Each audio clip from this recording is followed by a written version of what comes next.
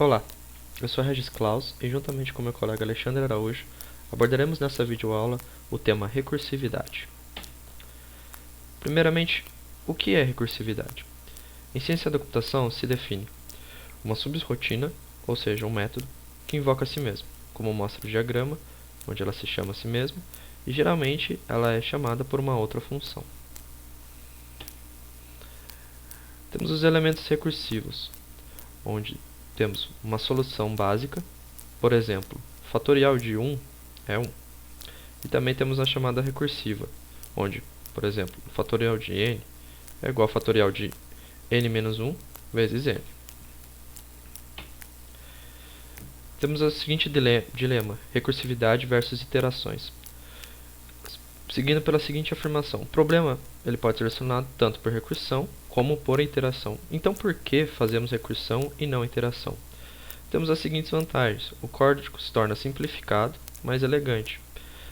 Então, dá um melhor entendimento. Mas, porém, temos uma desvantagem, que é tempo de processamento e a memória, onde será guardada as chamadas recursivas. Temos os seguintes tipos de recursão. Recursão em cauda, que é chamada recursiva ao final da função. Recursão indireta, que é chamada através de outras funções, como por exemplo, numa análise de expressões. Nessa seguinte conta, temos que a chamada do operador mais irá chamar a chamada recursiva do operador vezes, que posteriormente chamará a chamada do operador mais. Temos a recursão aninhada, que é uma chamada recursiva onde um dos seus parâmetros é a própria chamada da função. Temos a ordem da chamada, onde, por exemplo, nesse código acima, onde imprimiremos o número de 1 a 5, temos as seguintes chamadas, imprimindo de 0 a 4.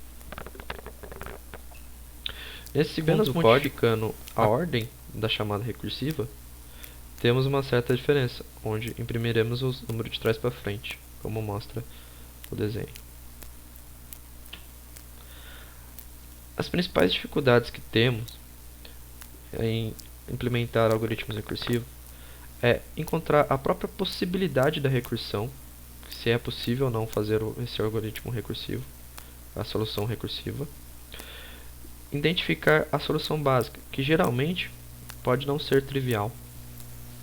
E também, como vimos anteriormente, acertar a ordem das chamadas.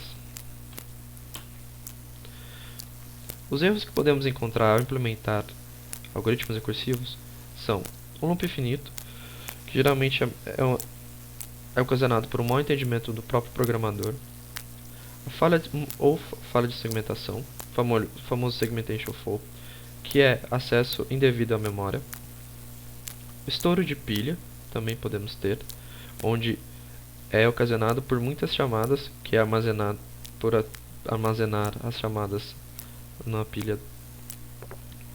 E também a complexidade, no próprio entendimento do algoritmo ou na própria implementação. Agora, mostraremos alguns códigos exemplos, fatorial e do Fibonacci. Bem, nesse código em C, temos a solução do algoritmo fatorial.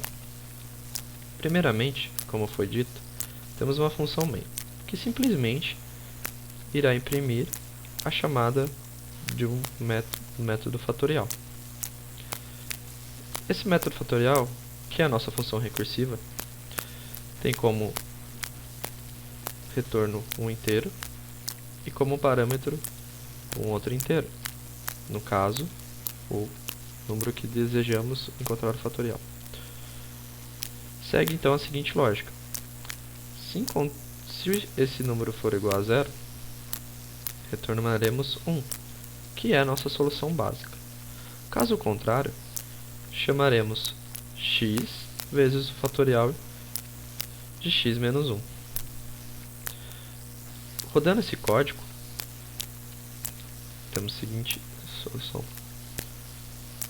onde chamaremos fatorial de 5 posteriormente fatorial de 4, de 3, de 2 e de 1, que logo acabará dando o resultado 120.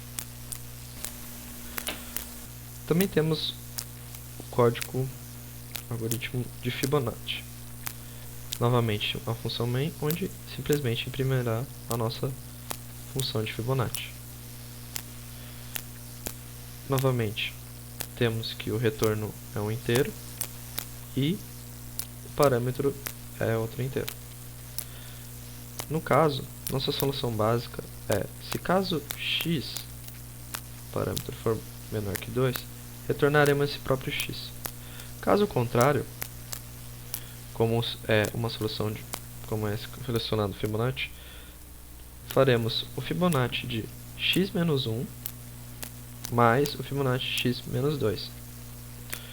Rodando esse código, temos que o Fibonacci de 3 chama Fibonacci de 2 e chama também Fibo de 1. Logo, Fibo de 2 chama Fibo de 1 mais Fibo de 0. Seguindo a ordem, temos uma solução básica de Fibo de 1 mais uma solução de Fibo de 0 e uma solução de Fibo de 1, que no final se dará o resultado de Fibonacci de 3 é igual a 2. Bem, espero que tenha gostado dessa videoaula. Nossas referências foram a Wikipedia, com link da recursividade, e o livro Algoritmos em Linguagem C, de Paulo Feofiloff.